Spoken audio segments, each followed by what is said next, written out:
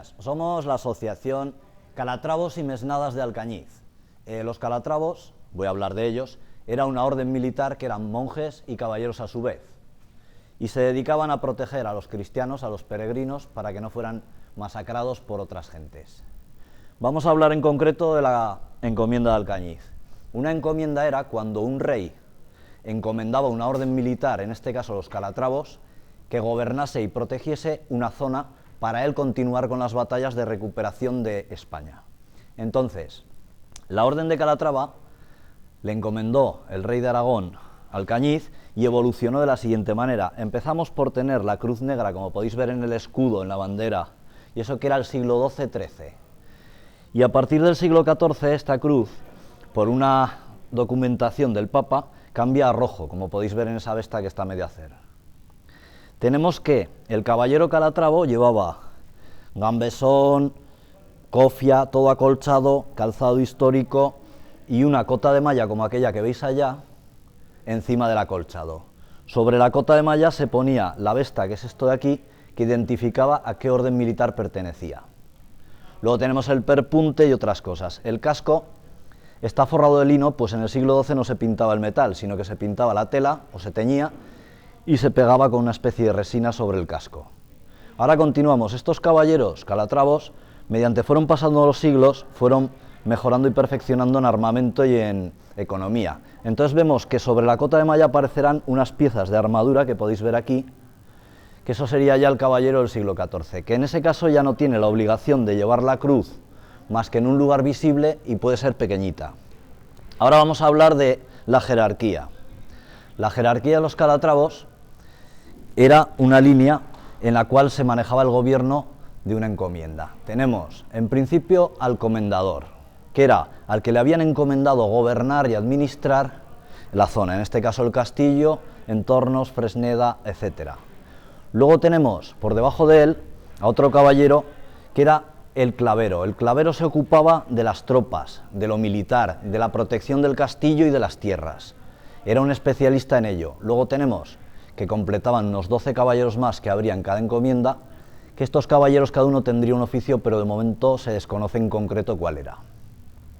Ahora tenemos que en cada castillo de monjes y soldados a la vez o caballeros teníamos una iglesia. En esa iglesia había un prior. En este caso en Alcañiz también había un prior y estamos hablando ya del siglo XIV. Y además del prior había un sacristán.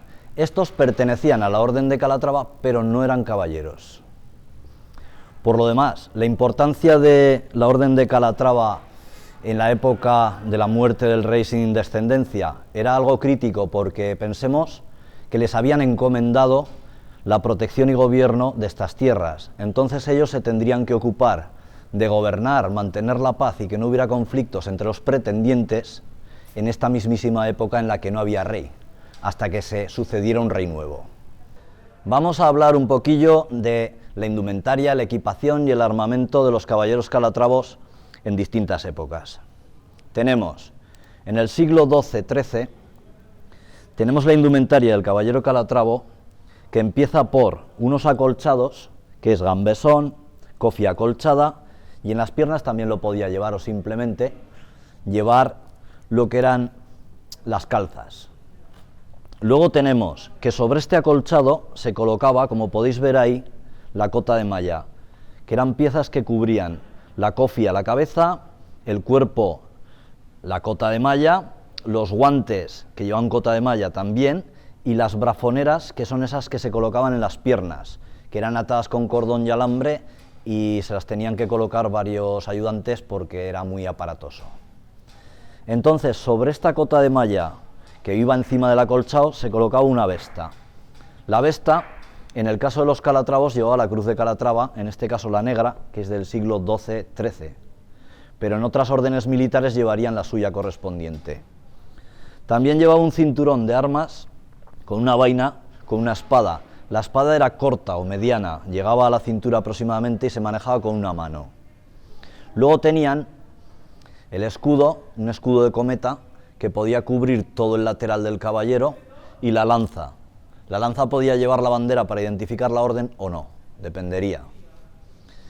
Sobre el casco, que podéis ver allí, que es el capacete hispano, se colocaba lino, con ese lino se podía pintar o teñir el emblema de la orden o de caballería del grupo que perteneciera. Pues en esta época no existía ningún tipo de pintura ni material, hablamos del siglo XII-XIII, que pudiera pintar o teñir el metal. Entonces lo utilizaban así. Sobre ese casco, aunque no lo hemos traído ni lo tenemos porque está en trámites de hacerlo, iba un gran yelmo, que era un casco grande como un pozal, como un caldero para que nos entendamos, que se colocaba encima de él. Cuando el caballero iba en el caballo y luchaba a caballo, llevaba el gran yelmo sobre el capacete. Y cuando el caballero tenía que luchar cuerpo a cuerpo, en tierra o en infantería o fuera del caballo, se desprendía del gran yelmo y le quedaba el capacete para continuar luchando.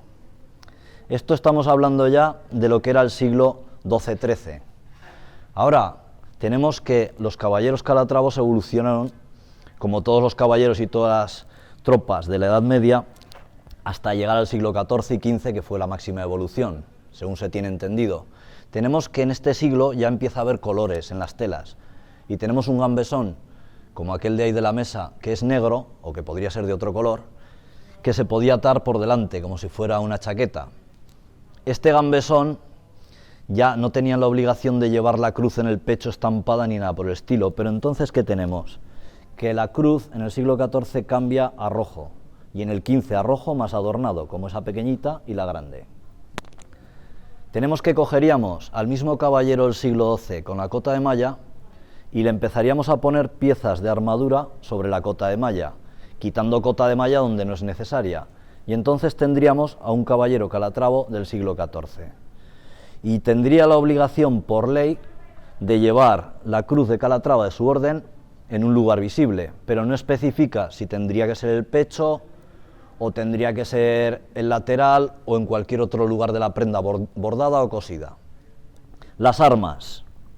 Tenemos este tipo de arma, que este tipo de arma es de todas las épocas. Es un arma que empieza a aparecer en el siglo XII, luego en el XIII se sigue utilizando, en el XIV, hasta en el XV. La suelen llevar gente de a pie, mesnadas, tropas de a pie.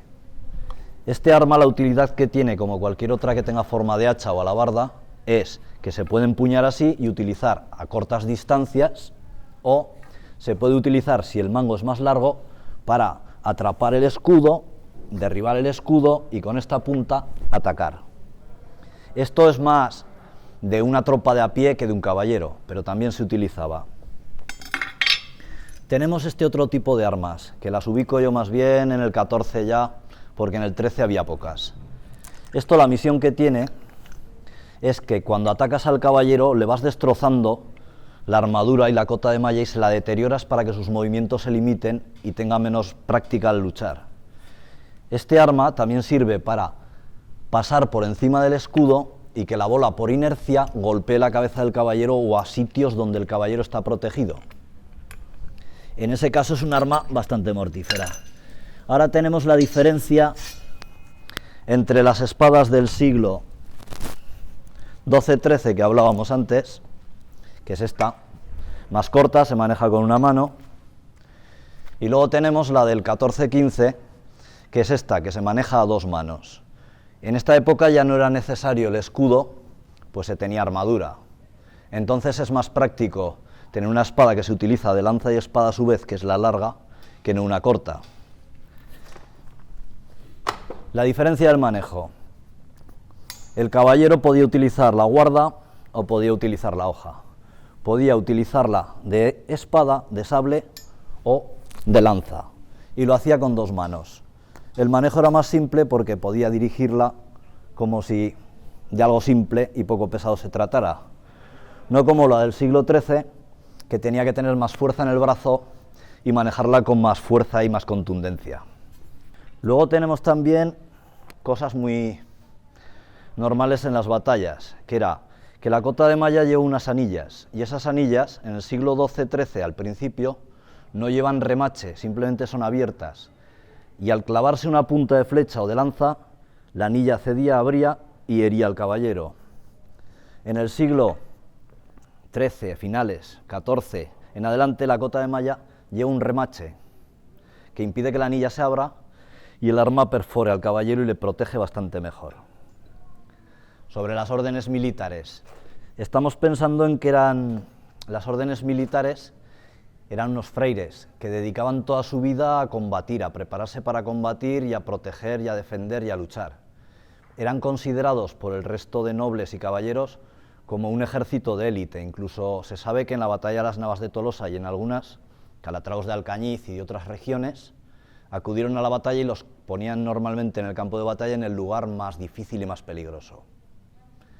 Yo creo que poco más hay que explicar de las órdenes militares, porque son todas muy parecidas, pero sobre la encomienda de Alcañiz me recalco en que fue muy importante el papel de los calatravos como grupo de seguridad, como soldados, como caballeros, en ese momento en que no había gobierno.